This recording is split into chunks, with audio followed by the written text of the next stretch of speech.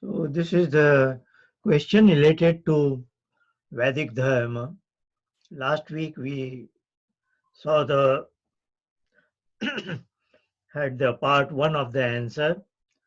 Probably it will be answered in 5 parts because it is a coincidence that I am teaching the concept of dharma in a Sunday school children, and that session takes place every Thursday, and today is Friday.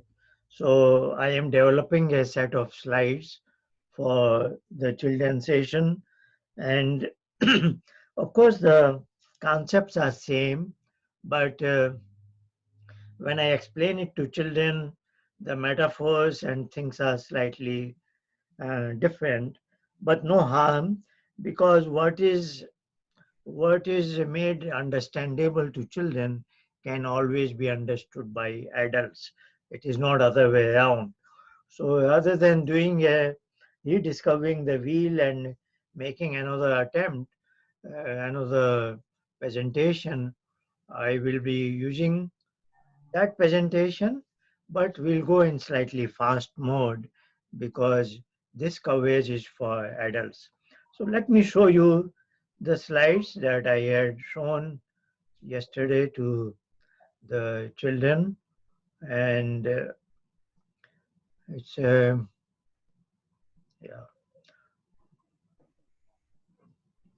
So it is in continuation of what we saw last time. You know, last time we went through the uh, what should I say, the basic idea that dharma is not a religion, and there is a higher authority, probably a supreme consciousness, that has made it happen that everything exhibits its own set of characteristics. So the characteristics that are inherent to anything is its dharma. you know so that is what is again summarized here, that everything follows its dharma, and all the billions and trillions of things in the universe. So dharma is universal principles, as we are accustomed to studying in present modern science. So everything in the universe, except that science limits its scope to material things, but we are talking dharma in a larger scope, material as well as conscious things. So everything in the universe behaves in accordance with its dharma. For example, fire, due to its buoyancy force, is always rising up. Fire in Sanskrit is called Agni. So we can say there is a Agni Dharma, and all Agni must follow it. Water flows down on account of gravity. Water is called Jala. So Jala Dharma is just to go flow according to the gravitational force. Cow is called as Gau. So Gau Dharma. So all cow grazes grass and gives milk. Lion is called Siha. So lion, when it's hungry and it sees another animal who is weaker, and then it kills it for its food requirement. That is Siddha Dharma. And so on. This goes on for billions, trillions of things. That, of course, makes us think that humans also have a definite set of code of conduct, is it not? Called dharma. Because if the maker of the universe has affixed everything with a set pattern of characteristics, then he might have done it for human beings also. Human beings, one word is mano. So we will say there must be a mano dharma also. But then, we have a question, but then why all humans don't follow mano dharma? Why there is so much of a discord, conflict, and so on and so forth? If everybody followed the same dharma, then probably world will be very nice and peaceful. So let's look at it. So here comes a concept of karma that is now more well-known term in English language compared to dharma. But these two terms have to be understood in a proper perspective. So that's what is being shown here. Humans, we have discussed just now that all billions, trillions of things must follow its dharma, but now we say humans are a unique exception. That even if I know my dharma, the mano dharma, I have the freedom to deviate from it. Say I know truthfulness is the universal principle in a civil society. We all are expected to speak truthfully, is it not? It's not a big, you don't have to be a great scientist to know it. Everybody knows it. So everybody knows certain facets of mano dharma, but still, like in the context of truthfulness, we do deviate from it. There are occasions. So we have the freedom. So we have the freedom that even if I know my dharma, I can deviate from it. And finally, how I have exercised this freedom and what I have actually done, what I have executed, how I have performed, that is my deed, that is my karma. So, in the language of this terminology of karma and dharma, we can say for all other things, their karma must coincide with their dharma. Actually, there is no karma by, say, for example, cows and lions.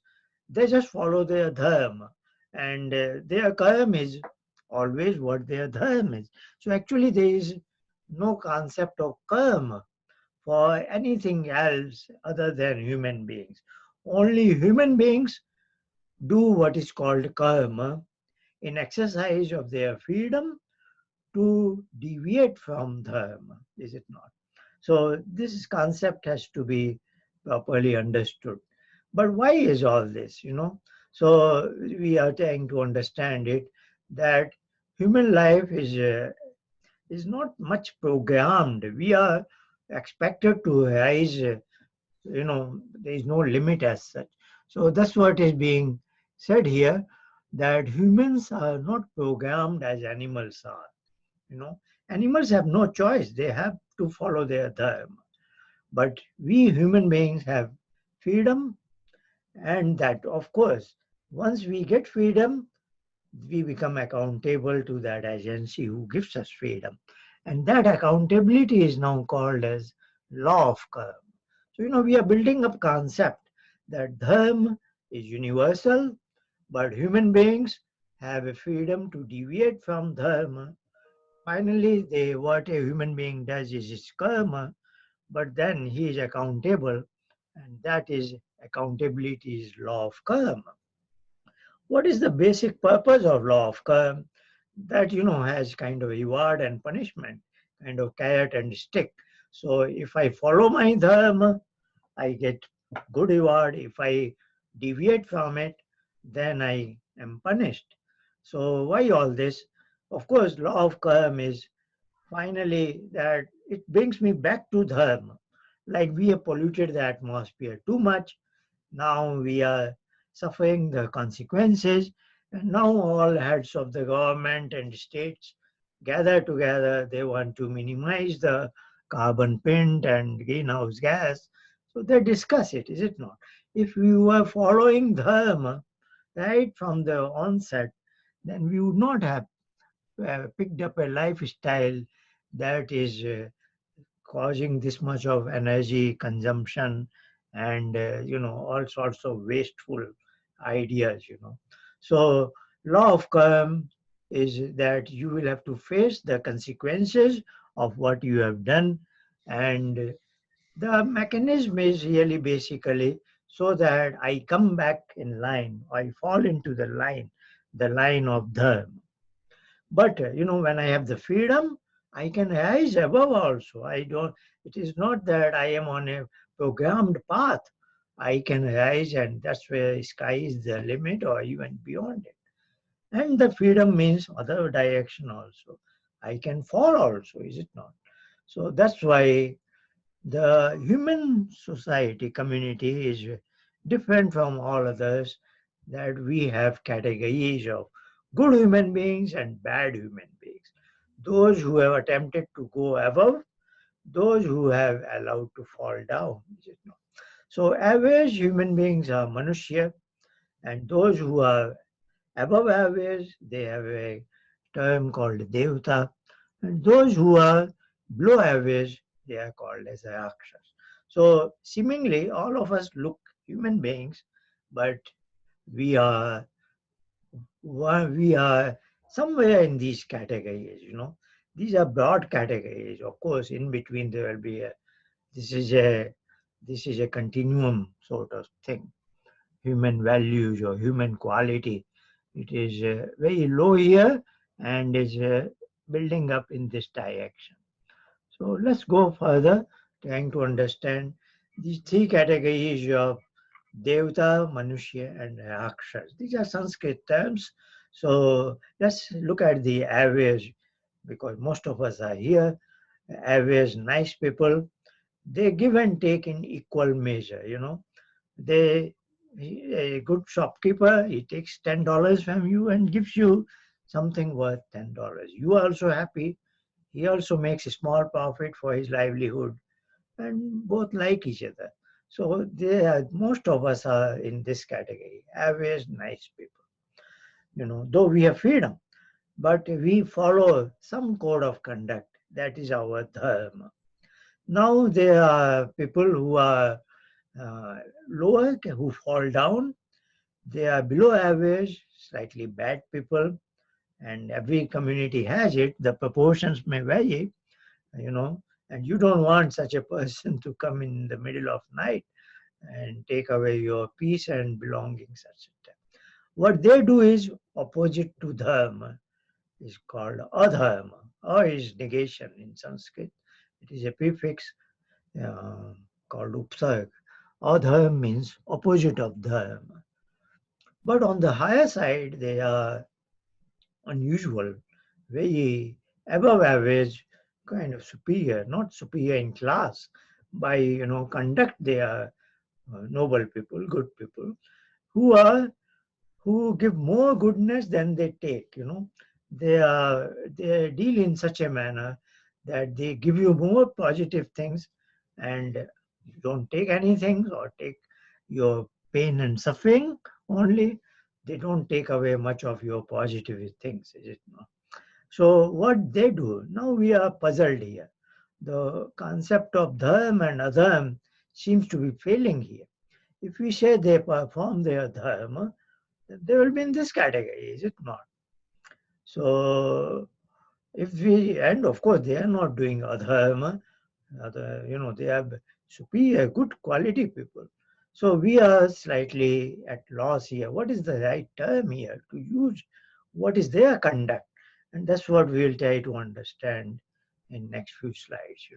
So let's summarize, according to the Vedic philosophy, or what you call Vedic Dharma, you know, what animals and human both are sentient conscious beings, both have the same soul, that feels the pleasure and pain.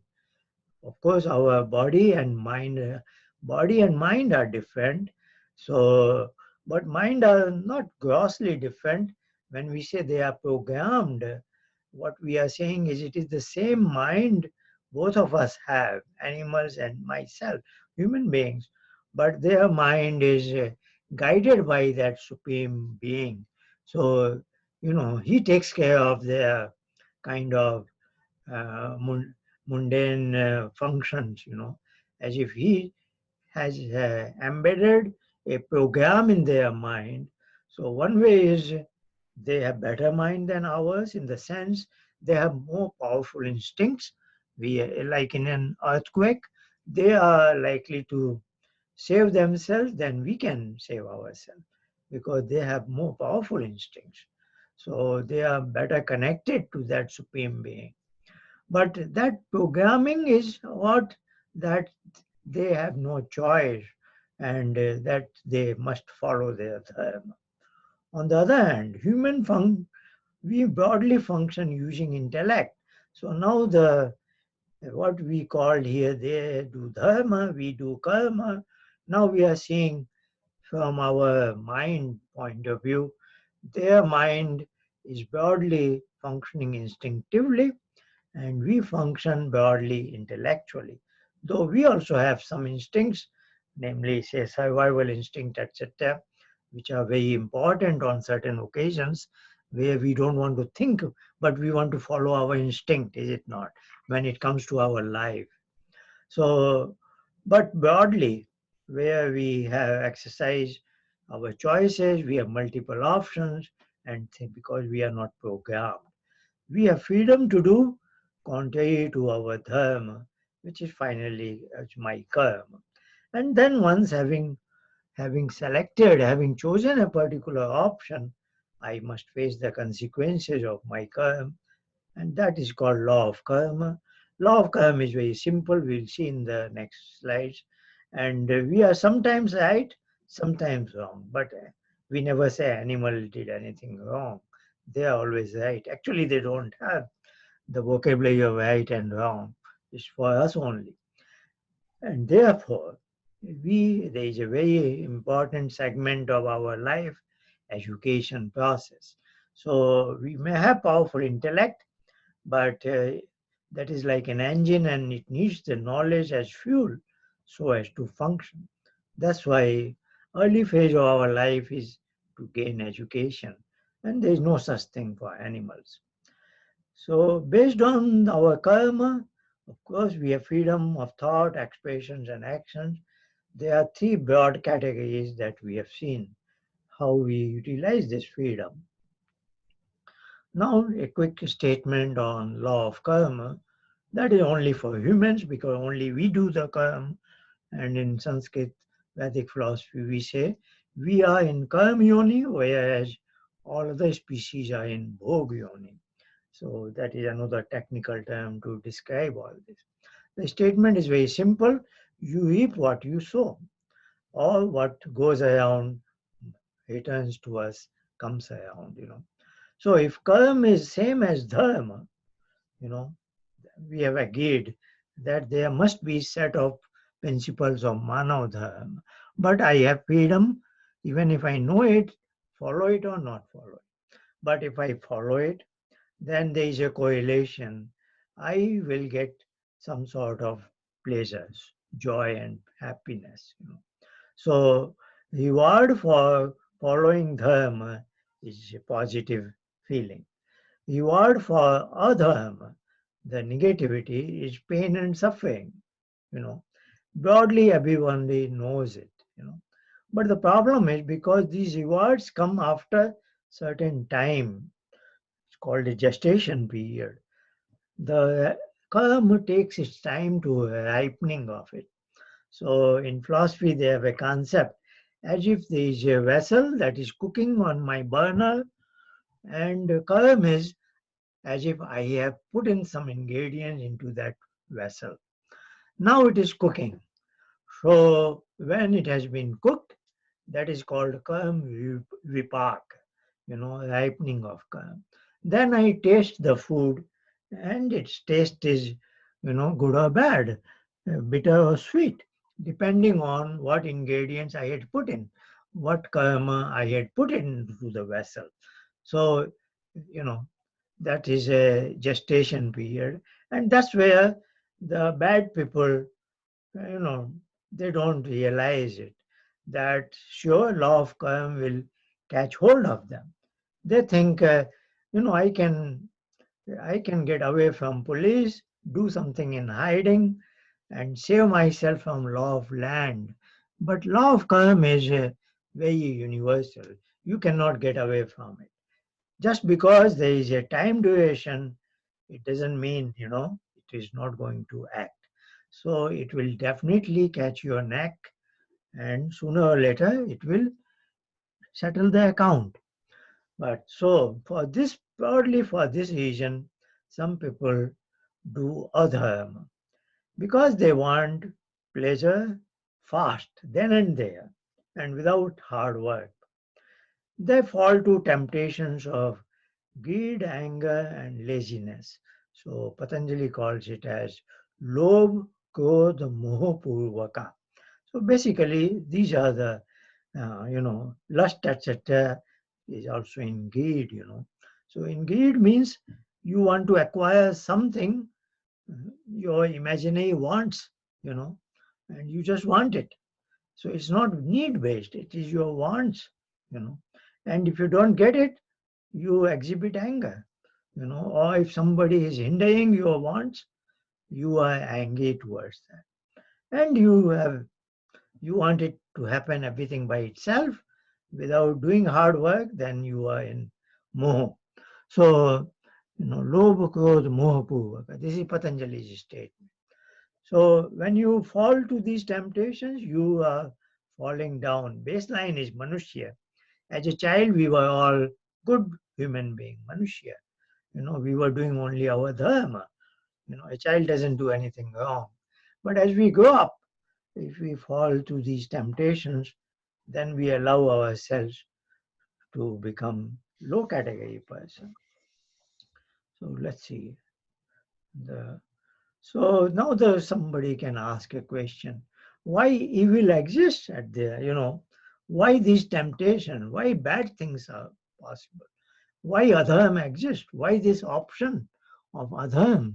You know.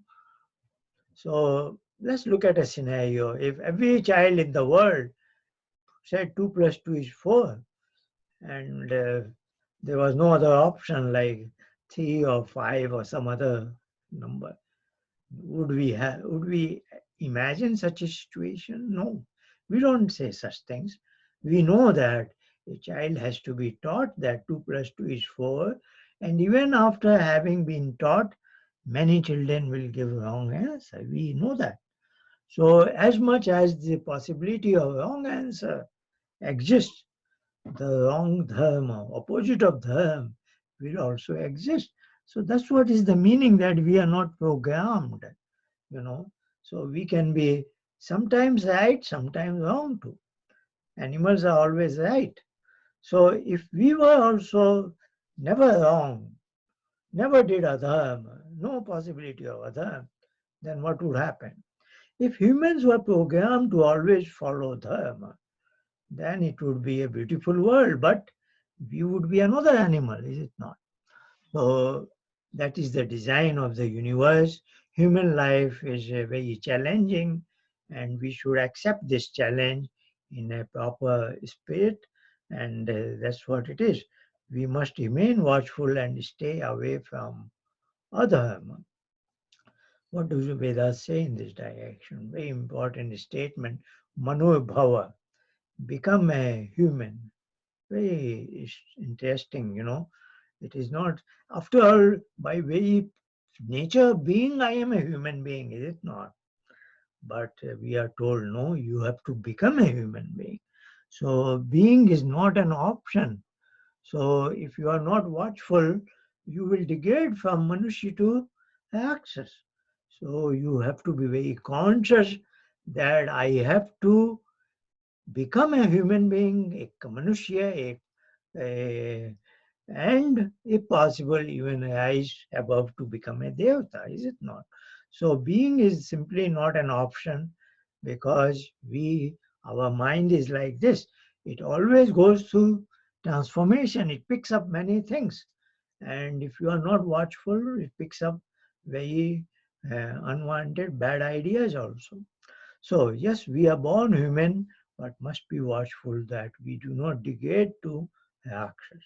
So minimum is I should stick to dharma and become a proud Manushya. This will also make my life happy, because dharma means joy and pleasure. So all that will come to me. I have to be patient. There is a gestation period. All good things will end up good results. So don't fall to temptations of these for quick gains of life. If you go for adharma, then the law of karma will catch you sooner or later and inflict pain. So there is a whole design, and we want to be in harmony with the universal design. So this is an attempt to understand how this world is functioning. So in the same statement, Manur-Bhava, the second part is Janaya Devyam Janam. Give rise to Devatva within you, you know, or make your children better Devata, you know. So if you couldn't become a Devata, maybe you want your children to become a Devata. Now we just ask a question, have you met a Devata? You know, of course, we want children to know that yes, their mother, their father is a Devata. Mata Devava, Pitta Devava. So, you know, who who go out of their way. So Devata always do dharma, you know, naturally. Indeed, in one of the previous slides, we said, you know, they are beyond dharma and of course untouched by adharma. But we were not able to choose a particular term, and that's what we are getting closer to. But they shun any reward. They don't do dharma for the sake of the reward, and they just perform as very their nature, you know. Dharma is very much part of them. Ask your mother and father why they tirelessly work for you without expecting anything in return. This is Ishwar's design that she makes every adult a devata when they become a parent. So let's say this is our part two of our discussion on the Vedic Dharma. It's a very broad, huge concept. There are a lot of interlinked things. So Mhm. we are going step by step. But you know, first we have covered is not to be seen as religion, because out of 100, I will say 99 Hindus will think they are also a religion, is it not? That's the problem. But we want them to understand that dharma is a very different thing. And then we want that there is a purpose in all this design, that we have a freedom to get away, deviate from dharma. But then somebody is watching us, and the hope is, like every parent hopes, that the child will be a good child, is it not? That's the way we are also asked to become a good human being, even though I have all the choices. So that is your test. If you don't have multiple options, then you cannot be tested, is it not? So that is what we are discussing. We'll continue a discussion in next couple of more parts. So, That concludes the answer to this first question. yeah, but then these scriptures like humans, you said previously in a pyramid structure that we have discriminatory power, and then we decide what is wrong and what is right, what is not right. And then I was just thinking, then that means although our brains have not been pre-programmed, by the Almighty, or the one who has created, but then just because we do not really go astray or wrong, if we do not have enough knowledge, then these intelligent people who have gained so much of knowledge have created so many scriptures to remain close to dharma, because it someone may say, oh no, I stole it, so what? I lied to you, so what? It's right for me, it may be wrong for you. So my value system says I should be truthful, I should be honest, I should be direct with people. But others would say, who told you? Yeah, you know, that's a human society. Human functions are so complex that it becomes, there are occasions where it is not very easy to, you know, say, set word that this is the dharma, like truthfulness is dharma. But suppose there is a Indian spy, he gets caught in Pakistan, and Yeah, Pakistani police ask him a question where what you were doing and all that. Probably he won't give a truthful answer, because that's his call of duty. He is not yeah. supposed to reveal the national secrets of the country he belongs to. So, you know, So, but what is called Satya, for him it becomes Satya not to speak truthfully to an enemy country, is it not? So it is a very, it's not that easy, you Yeah, know. it's So, intermixing all yeah, the time. things become complex, you know. Yeah, But uh, but all the same, still it is not that complex. Things are. That's what we are telling to the children, that as a child you are always honest, is it not? So look at a child, say 3 year, 4 year old child. You know, the child cannot even imagine that he or she can describe an event different from the way it has yes, been it seen. was. You know, it's just she cannot imagine that thing. If you ask a child, what did you eat today at home? She will just say exactly what if she remembers it well, is it not? Yeah, So, the child is truthful by nature, but as we grow up, we realize we have options to even deviate from truthfulness. And suppose I start speaking lies, and then on the first occasion, of course, like smoking is not natural, is it not? If it was natural, you know, everybody would be smoking probably, like eating bread, apple, then there is no dispute. But when you smoke for the first time, a teenager boy, say, you know, say he becomes 18 and he says, I can buy cigarette and I can smoke it. So he uses his freedom to, but first time he smokes, you know, there is natural aversion, something happens. You start coughing on something yeah. is, The mind rejects. The yeah, mind rejects. because it's not so natural. So you Yeah, have to yeah. Right. overcome that. But more than that, even in your mind, you know, is my parents are watching me, you know, he's wants to do it in hiding probably, is it not? So there is always an inner sense of doubt. So in our philosophy, we say that is a conscience, you know, that is the direct warning from him who gave you the freedom. But when you are about to misuse the freedom in wrong direction, that agency is warning you, you know. So it's a triple warning called as doubt, fear, and shame. So when that teenager, if you observe his dynamics of his mind, then first is hesitation. Should I really buy a cigarette? You know, should I or should I not? That is element of doubt.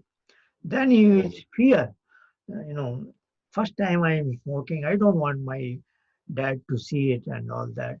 So, that is fear. I don't want to be seen. And then suppose he comes to know it from my odor, smoking, this and that. That will be also shameful. So, he has to go through these three warnings, overcome them. Then, okay, he gains his inner strength. No, no, I will try it. My friends do it. Why not I do it? And I'm just going to see what is Actually, why people actually, smoke. I just want to know both sides of the picture. I know there's a non-smoker. Let me know the smoker's pleasure, and then I will be more wise. Then I will decide whether to smoke or not. So everybody has a fanciful idea. you So know, this but the this point I was trying to make is the agency that gives you the freedom. We are talking in the context of dharma. So when you are intending to deviate from dharma, there is a inner voice that is warning you. So now when you become so habitual, you overlook that inner voice, then then you claim there is no inner voice. Then comes the scriptures. So your question was why there is need of so much of a literature about them if it is so natural, because we have become many times we become very unnatural. So we have to be told, like be truthful. Otherwise you don't have to tell a child to be truthful. He is born truthful. It is we teach him not to be truthful. If we didn't teach him that, he will always remain truthful. the the corruption starts at home actually. Yeah, yeah. The brain corruption Yeah, and if not at home, yeah. there Then are many things. Just schools, like colleges. I Why did had you put say on a that? clean Yeah, shirt, but whatever I do, it is going to pick up dirt, and in the yeah, evening I have to wash it. So yeah. that is human life. In all, that is dirt in our mind also, dirt in body. We are picking unwanted things everywhere, and that's why we have to know how to bring things. You know, that's what is in engineering we call second law of thermodynamics. The entropy, the inner chaos or disorder is bound to increase with time. So we have No, to but take measures. yeah, the word religion Yeah, is a Greek one. It's a relegere, go back. I see. So that is what in our terms we say when the kid is small, he's actually very close to God because God remains with him. He doesn't know how to say wrong things. And when he grows, he goes away from the God. So the scriptures say relegere, going back from where you start.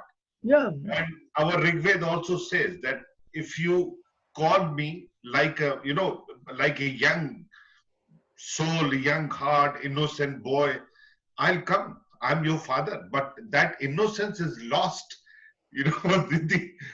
I don't know. So something wrong with our programming. The God must help the mankind and say, okay, until 25, I give you this liberty to remain truthful, and then maybe the whole world changes.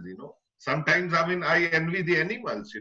What you say that they never do anything wrong, but the power given to us is being grossly, misutilized.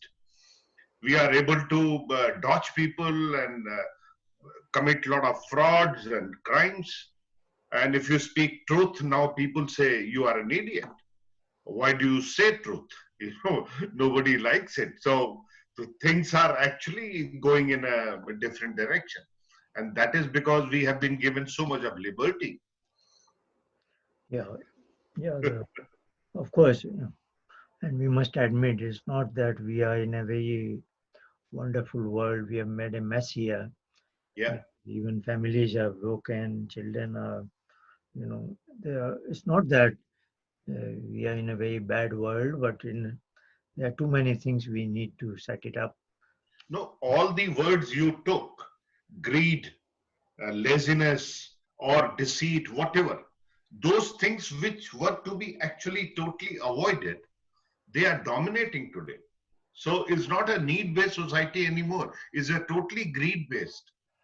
Yeah, And need is very limited. What you said is want. It's a want-based society. yeah. And to achieve those wants, I mean, people are willing to go to any extent, not knowing that, at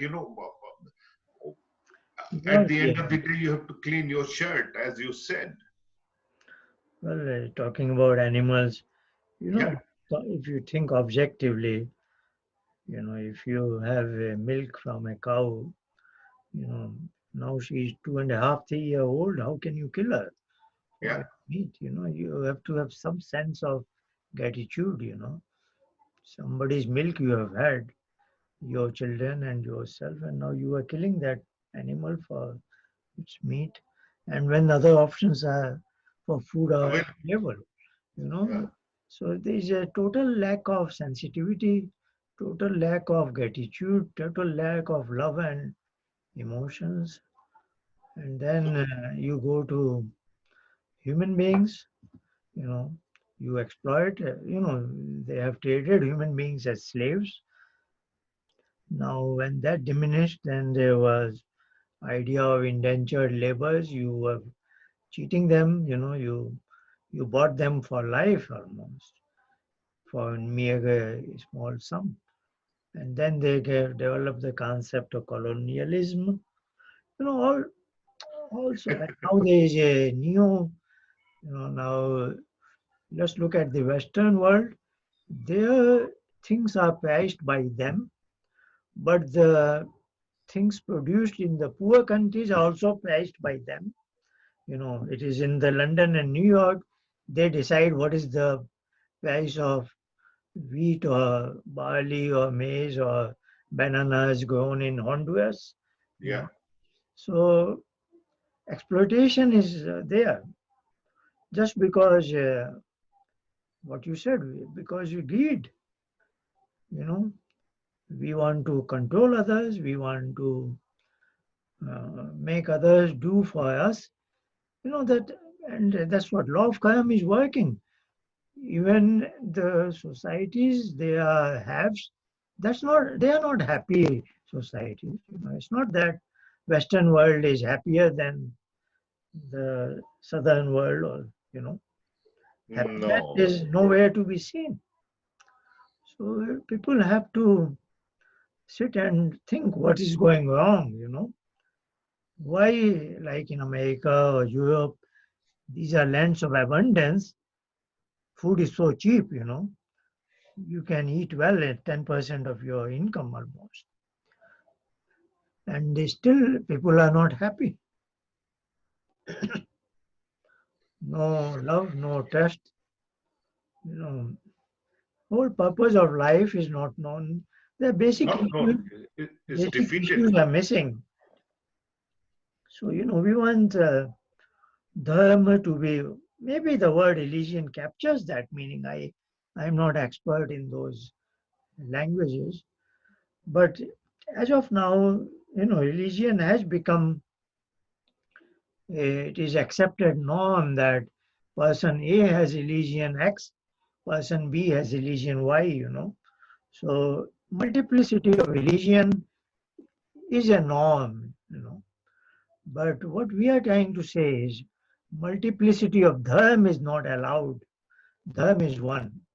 So One. we don't want the word dharma, though even in India people have not captured the concept of dharma. They are also now misguided. But the true meaning of dharma, we don't want it to be lost. I don't know if the true meaning of religion captures that meaning. But sure, what you said, in the next We part, probably legislate. we'll see it, that dharma is nothing but being connected to that supreme being, going back to him or whatever you call it, you know, because he is dharma-raj, so to say. What that Mm. means is he has determined the dharma of all of us, including human beings. And if we stay connected with him, and that's why we value meditation. Why we value meditation? Because when I disconnect from my mind, I am connected to him. And then I will obviously be within those set of universal principles. You know, I will never be out of it. That's what I said. I want to know naturally who I am. So that's what meditation does. And if I know myself, this is myself truly, this is my two characteristics, then I am always bound to follow my dharma. Everything converges one. But there has to be some, like you are giving example of cigarette, that, oh, my father should not see it. I was just thinking, then the value system of every place, it also affects the dharam, because in UK I've seen, the a kid of 14, 15 or 16, I mean, he takes a cigarette from his dad's packet, or the daughter takes from her sister's packet. It doesn't matter to them. And when we say, oh, I smoked, I said, well, I could never smoke in front of my elders. So for them, they say, oh, it's cool. So actually, from Manushya, we have become Rakshas, and that too, we have gone down the animals actually. Because, Well, smoking is not bad in the sense, well, it is bad. no, is an Depends. example. You are harming your own health. Yeah, yeah, yeah. Slightly, you are polluting the atmosphere. But directly, you are not killing anybody, or you are Yeah. not, direct hurt is not there. Though indirectly, you are doing it by Oh, hurting the atmosphere. You know, But nowadays people don't smoke indoor. They go Yeah, out, yeah. and now there are a lot of restrictions, But uh, but this is also at superficial level. When you become, like a meditation practitioner, then you value everything. Then you value your own body also. That also is a wonderful gift to you. And then, like I live in this house. Suppose I am a tenant here. I have entered it from somebody, landlord, and there is a lease agreement. Then naturally I will take care that I don't spoil this house. And when I leave it as much as in the condition that I received it. And then, in meditation, etc., you begin to look at it. Your body frame is also like your house, and somebody has given it to you for some years. And yes, it will get old with time, but of your own, you will don't want to spoil it, You want to take its good care. So of your own, you would not do smoking or drinking, which you know very well is going to harm this body frame, This body is for, for wonderful things to do, is it not? Yeah. So that I can carry others' burden, not that I become burden for others. If my lungs are, I pick up nicotine and all, I have cancer, then I will become burden on others, is it not? So, and I am harming this body frame. So, if you just become, that's what we are saying. Dharma is natural. You just have to think positive, is it not? Why to harm? Because it's very easy. You know it from internet, from direct experience, that smokers end up with cancer in hospitals, And also, before they go there, they themselves want to get rid of, quit smoking, but then this addiction is so powerful, they are not able to quit it. So, you know it is a deep well, you will not come out of it. Then why do you want to jump into it? So, in the metaphor, I was saying that young boy, let me try it. Why do you try it when you don't try to put a knife on your hand? You know it is going to break and blood will come out. So why do you do it? There is no point. That's what is the wisdom. You learn from others' mistakes. If you don't, No. if you say, if you want to make yourself blind and say, no, I don't want to learn from his mistakes, I want to do it myself, then it is rediscovering the wheel. Sir, I wanted to share with you, I mean, not many questions.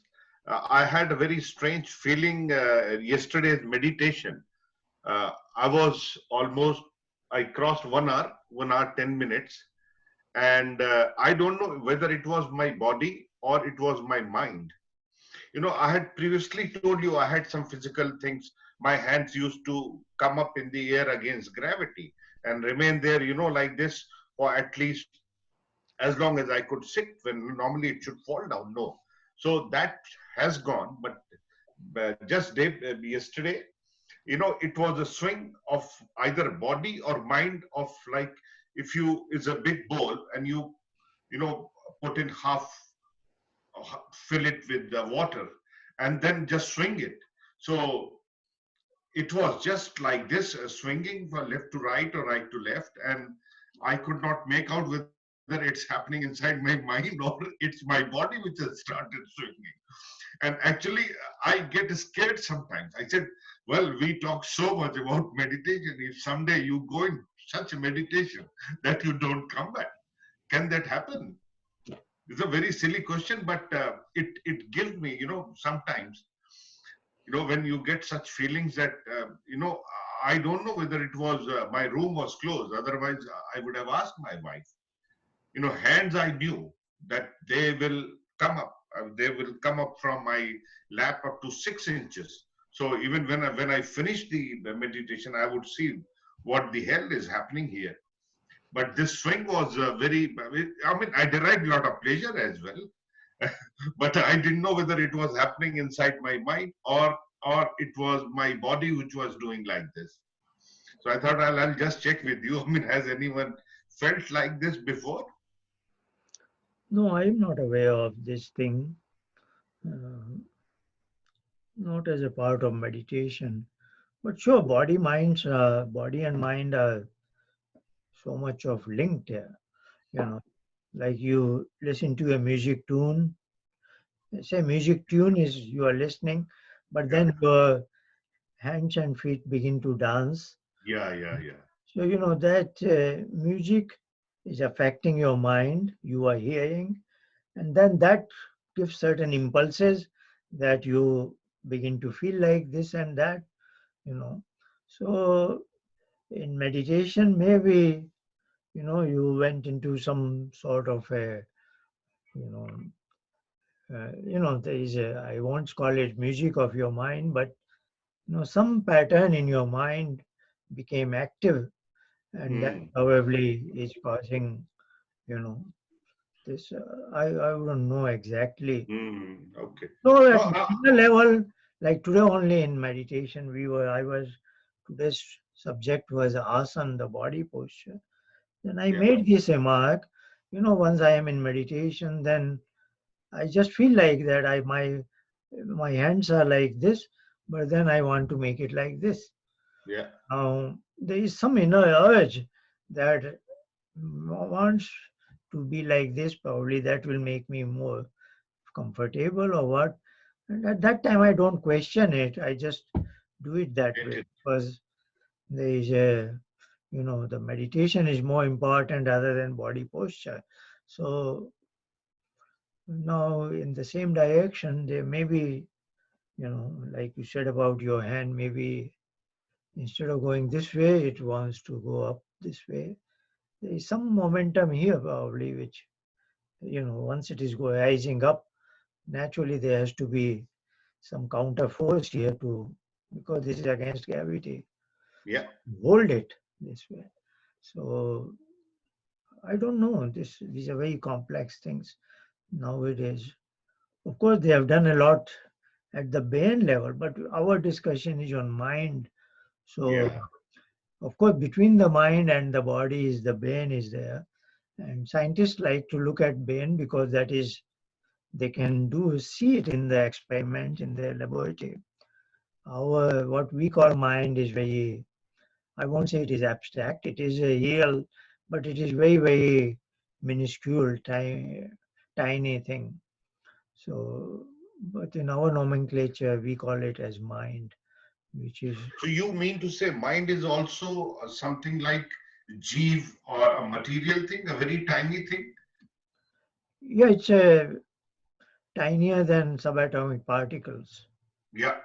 Like in Vedas, they say if you pick up hair and you cut it vertically and then make thousands of things, then the jeev is of that size. So I never thought that the mind also has some, That is, I thought it's a bunch that of is, ideas.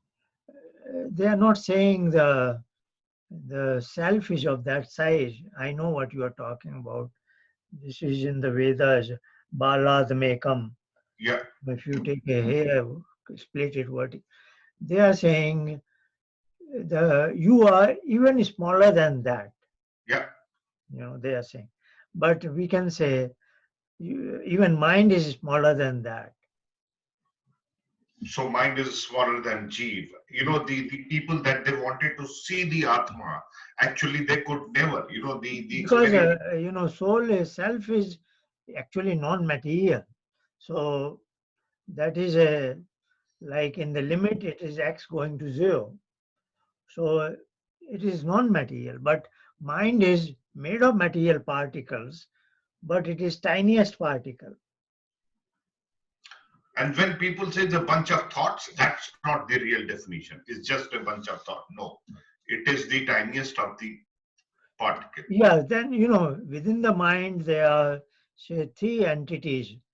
The smallest is the what we call as intellect, buddhi.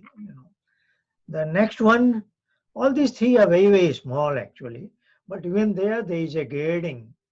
So the smallest of the three is my intellect. The next one is that has the impatience, so that has kind of memory, the database. Ah, that. That is the second unit. Yeah. And third unit is linking to the body organs. Yeah, That that provides diagram that you saw. connectivity to the five senses and motor organs and so on. So, but these three units are very tiniest material particle, and the So self is yeah, so not matter, but it mind would. is also part. So and Jeev Atma is basically one thing, correct? What we call Jeev and Atma. Yeah, it's It's the one word thing. is Atma means consciousness, Yeah, and it is Jivatma in the sense when it is residing in a living being. being, yeah. So At that that is point, not my material. Atma is like Jiv. I am a Jiv, Hmm. where there is a life force. Jiv is from Jivan, I am going through the life experience, life events, and so on and so forth. But that Atma could be just free also, you know. So that would always be there. But at this point, I am as a Jiv. I think next week I'll ask you this. I mean, could you? I mean, I used to think bit differently that Jeev is a small thing, and as per Vedic description, the Jeev and Atma, and the passenger in that chariot, and I thought mind does not has any substance or particle. Anyway, I mean, it's your time now, and Yeah, yeah. probably on and then Dukh Nivritti and Anand Prapti. I requested, if So you yeah, could. last time we were Yeah. that So that will be next our. week, yeah, What next we'll week do on is next week again third part of Vedic Dharma, and then we will come to that. okay. What was your Dukh and Ananda part? Yes, yes. We'll That come when to we can aim for Anand, then why we why they stop have at that. described getting away from Dukh rather than capturing Anand. Anand, yeah. We'll But look. on this mind, soul, and this material, I mean, I would If love to time have your allows, that will be our third all question. right. Thank you. A week later. Thank you. Okay, all the best. Namaskar. Thank you Namaskar. Thank you. for Thank joining. you. Thank you. Bye. We'll meet again next week. See you.